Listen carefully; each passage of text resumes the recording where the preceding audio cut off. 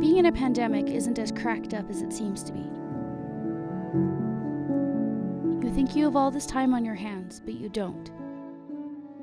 And all your limited time is separated between work and school. You have no time for friends, no time to just be alone, to sit and be yourself. You get stuck in your head, thinking about how you're not good enough because your friends are getting upset that you can't hang out with them. And your 6 to 8 hour shifts are leaving the remaining time that you could be sleeping to do your school assignments. You're barely making it by, and it all just gets to be too much. And then, you are forced to be locked in your room. Having to isolate is the worst. You know that there's so much to do despite being sick, and having to try to take care of yourself because you don't want to rely on your roommate or make them sick. It gets to the point that you spend hours staring at the wall, stuck in your own head. Thoughts cloud your judgment and make it hard to get out of bed, to even go take medicine.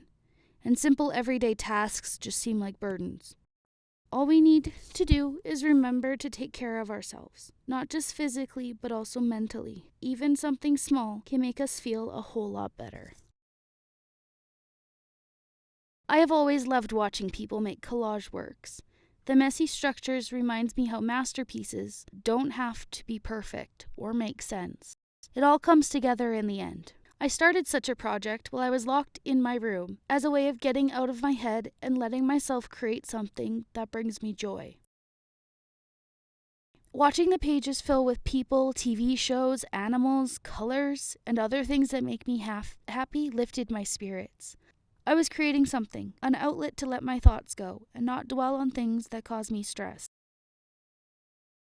The ripping and cutting of the paper, taping and gluing, and making something out of it reminds me that my world may seem like it's falling apart, but I can get through it. That I'm not perfect, and I'm allowed to fall apart sometimes, because that's part of the process. This small project allowed me to get back to my creative roots in a more laid-back and chaotic way.